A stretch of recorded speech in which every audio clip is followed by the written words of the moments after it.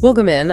Today we have a custom-tailored deep dive just for you. We're pulling from this really fascinating stack of your sources, like sociological research, theological articles, and your own personal notes on the digital golden calf.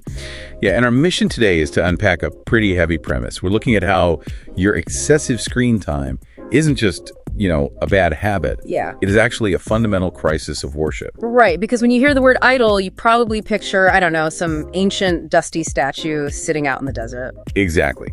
But an idol is really anything that demands your ultimate time, affection, and attention. Okay, so how does a smartphone fit into that? Well, to understand that, we have to look at philosopher Albert Borgman's idea of the device paradigm. So think about a traditional tool, like an acoustic guitar or a hand plow. Okay. Using a tool requires friction. It takes patience and human skill to actually get a result. Yeah. But a modern device, on the other hand, hides all of its machinery to just deliver a commodity instantly. So it replaces human capacity and effort with this concept of easy everywhere. Yeah, precisely. It's funny, by removing the friction, we actually lose the engagement. I've seen this happen in medicine. Oh, really? How so? Well, electronic health records.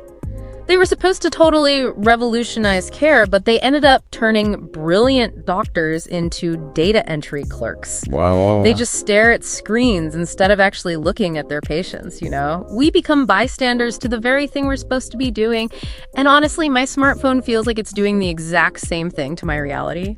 It totally is. It's turning you into a bystander. And worse than that, it's offering this counterfeit version of divine power. Wait, counterfeit divine power? What do you mean by that? Well, think about the traits we usually attribute to a god.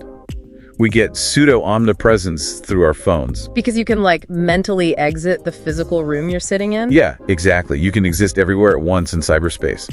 And then you also get pseudo-omniscience.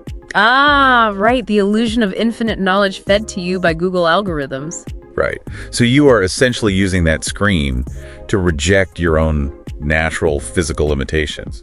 If I'm using a device to reject my limitations, it makes total sense that I'd use it to elevate my own image too. It just breeds this inescapable vanity. Yeah, it's a modern version of a really old problem. In the first century, like in Matthew 6, religious leaders would stand out on street corners and pray loudly. Just to be seen by the crowd, right? Completely performative. Exactly.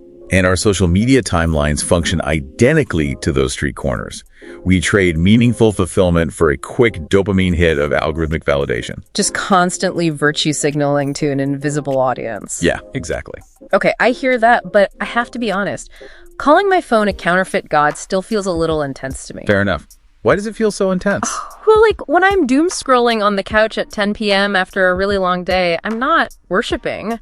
I'm just exhausted and lacking self-control. Yeah, it feels like a willpower issue, right? Exactly, not idolatry. Well, it feels like a willpower issue until you look at the mechanics behind the screen. As tech ethicist Tristan Harris points out, you aren't just a tired person making a weak choice. Right, I'm fighting an algorithm. You are a single individual fighting against thousands of engineers whose explicit full-time job is to colonize your attention. They understand human psychology way better than we do. Wow, so they designed these platforms to be basically inescapable. Which makes sense when you look at the stats. Users average over 20 hours a week on screens. Yeah, and in places like India, it's over 6 hours every single day. 6 hours? That is a massive chunk of a human life just staring at glass. It is a stealthy theft of your time. And it completely destroys the silence required for actual contemplation. Even worse, it replaces koinonia. That's the biblical concept of physically embodied fellowship, right? Yes, vulnerable, in-person fellowship. It replaces that with a cheap digital imitation. You get the feeling of intimacy, but without any of the personal accountability that comes from face-to-face friction. So for you listening right now, the goal isn't necessarily to smash your phone with a hammer. It's about reclaiming your mind. Right, setting hard physical boundaries. Yeah, like leaving the phone in another room, doing media fasts, and just replacing the scroll with something tangible. When you root your identity in the physical world rather than shifting online metrics, you escape that exhausting fear of negative evaluation. You can finally step off the street corner.